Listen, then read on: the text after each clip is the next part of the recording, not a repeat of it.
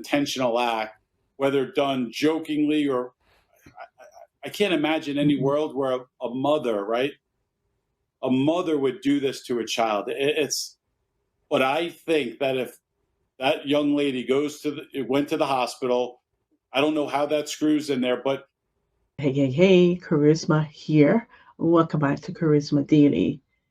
A Florida mom screwed a nail into her daughter's buttocks with an electric drill. You heard me right. Deputies in Pinellas County, Florida, says Jaclyn Goszczynski, I'm sure I said that name wrong, 40 years old, used a drill to push a nail into her daughter's backside, leaving an obvious mark when the girl pulled it out. She is now charged with child abuse. Let's take a listen to this case and what this sidebar has to say about it.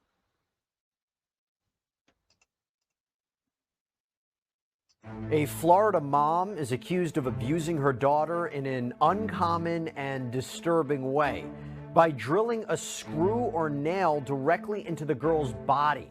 We are digging into this strange case and the potential consequences with Florida attorney Roger P. Foley. Welcome to Sidebar, presented by Law&Crime. I'm Jesse Weber. Deputies in Pinellas County, Florida, arrested 40-year-old Jaclyn Goszczynski, also known as Jaclyn Hutchinson, last week at her St. Petersburg home on a charge of child abuse. According to an arrest warrant, Goszczynski and 3 kids were hanging picture frames when Goszczynski allegedly walked up to her 12-year-old daughter and asked her, "Have you ever been screwed in the A word?" We're not going to say it, but you know what I mean. And that is when Goszczynski allegedly puts an electric screwdriver to her daughter's left butt cheek, presses down on the trigger, and pushes, it's either a screw or a nail, directly into her daughter's skin. What? Yeah. Imagine seeing the headline of this. I was just shocked as you were. Now, according to the affidavit, quote, the screw was stuck in the victim's buttock cheek until she took it out. And as you would expect, the screw left a visible mark on the girl's skin. Now, because this is a child abuse case, I think a visible hole is more the description here, not just a mark. All the court records have been sealed, and the Pinellas County Sheriff's Office didn't release any other information, so we have limited to work with here. What we do know is that Goszczynski was booked into jail, posted a $25,000 bond. I want to bring in Florida attorney Roger P. Foley to talk about this. Roger has experience dealing with child abuse cases, unfortunately. Roger, as I said, it's been a minute. I haven't seen you in a while. I don't know why you're avoiding me. I'm very insulted. I don't know what I did to you, but it's good to see you nonetheless. Thanks for coming on. Good to see you, Jesse. Now, before we get started, you were telling me you tried to look up information about this case and hit a dead end. I did. This morning I went up there and I was able to find her name, but the record itself was sealed. So sometimes the clerk of court will place the docket number, the information on there, but they haven't uploaded all the items. That could be it. Usually 3, 4, 5 days after, I can pull a police report. It's public record. You could do it just as easy as your followers online here. I want to ask you about this charge. So under Florida statute, and correct me if I'm wrong, the crime of child abuse is defined as an intentional act that causes or could reasonably be expected to cause physical or mental injury to a child. And she could face up to 5 years in prison if she's convicted of this. I think we can all agree this fact pattern fits into this, right? I mean, I don't know what would they have to prove other than, I don't know, medical report, this young girl's testimony. I think it's pretty clear that that's what it is, right? Mm-hmm. Until you see that police report, you don't know 100%, Jesse. Sure. The notices that we looked at, the broadcast indicated there was a mark, right? If a screw went in, I would think it would puncture, and she may even be looking at a second-degree felony. So it's definitely a third-degree felony, but I can't imagine anywhere where this is okay. You know, what I instantly think about is, I think about, is it mental illness?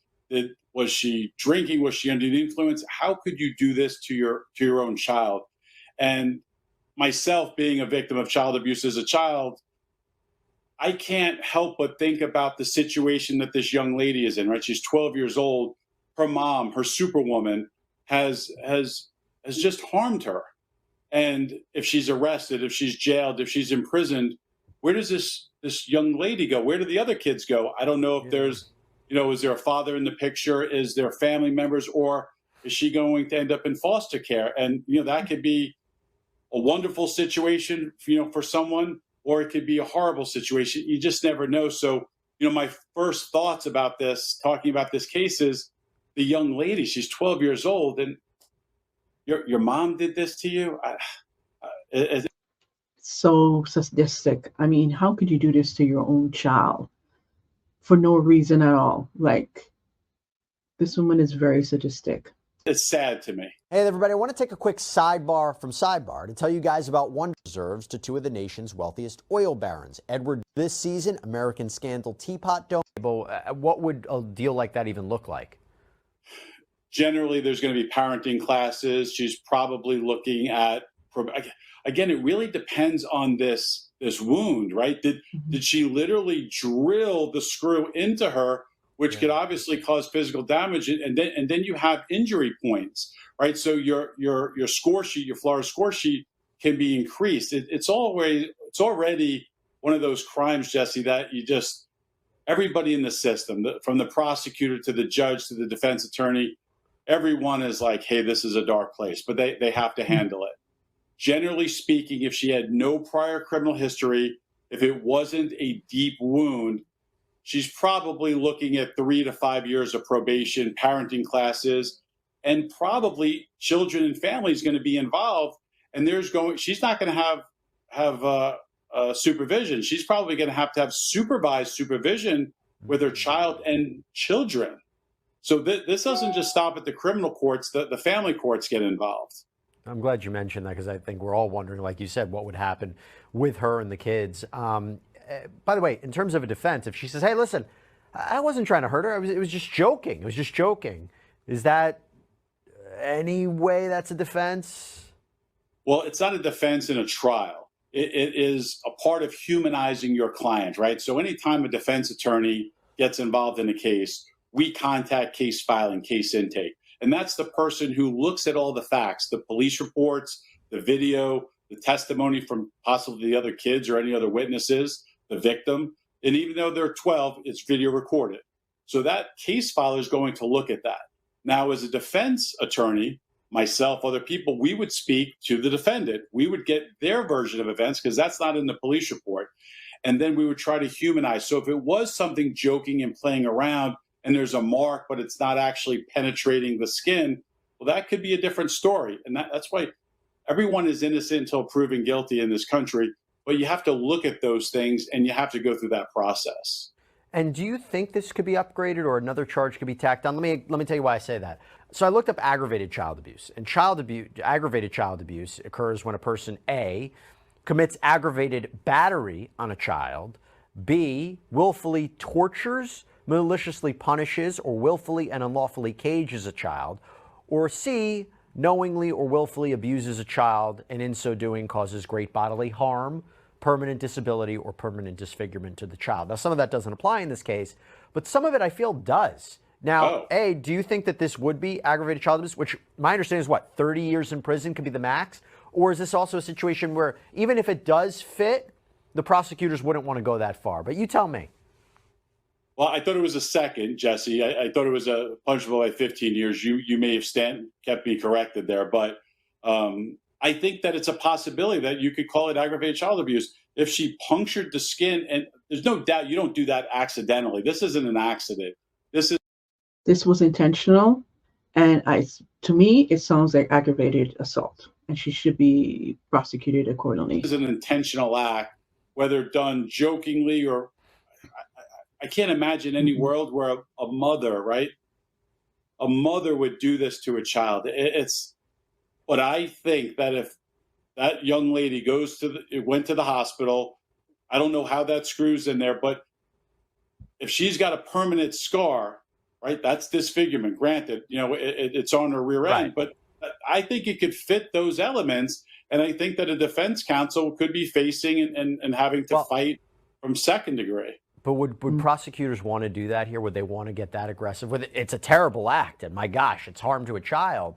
But you even mentioned it before, what is in the best interest of the children here? So that's a great question. I'm glad you asked it, Jesse, because the best interest of a child isn't always with its mother and father, right? Mm-hmm. If you have an abuse, you have addiction, you have mental health issues, the best interest of the child is in a place where they are safe, where they are sheltered, where they are clothed, where they are fed, and where they are loved and nourished in an environment that allows them to elevate and turn into young men and young women. I agree with him 100%. So the best interest of his daughter, who the mother put the screw into her buttocks, may not be with her. And generally, when you hear these kind of extreme cases, like where a mother or a father does something like this, some type of abuse, and it's really extreme, it's usually not the first time.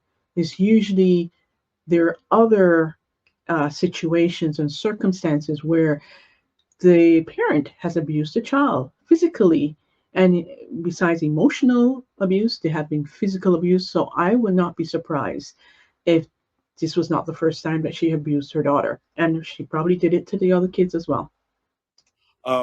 If you have someone that's sticking a drill in your rear end and literally physically putting a screw in there, Florida's not that place. Mom was not going to have custody, and the best interest of those children is not going to be with mom.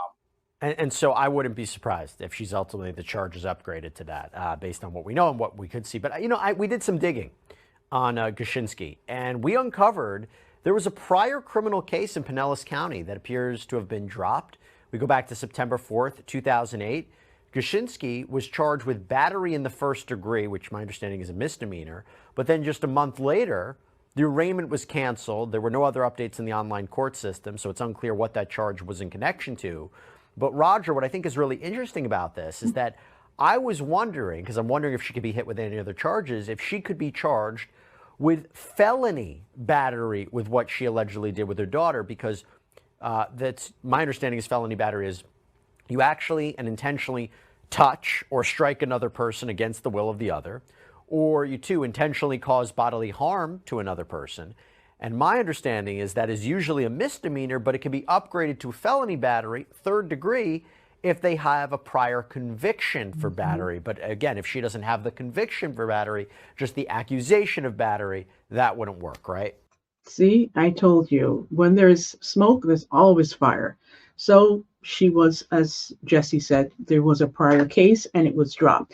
Now, it's interesting to me that first case that he just mentioned, it was dropped. Nothing came of it.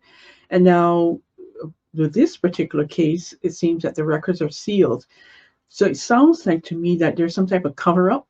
She has some kind of connection to someone in law enforcement, or something is going on that doesn't sits right with me, because there's a lot of things that just doesn't seem to be going by the book when it comes to this woman. She's getting off scotch-free. Correct, because she doesn't have a conviction of it. So even though the judge would be aware of the arrest, but they would also be aware that it was no filed or declined, no information was filed. But the important thing to know, Jesse, is aggravated battery generally is the touching or striking of another person with an object.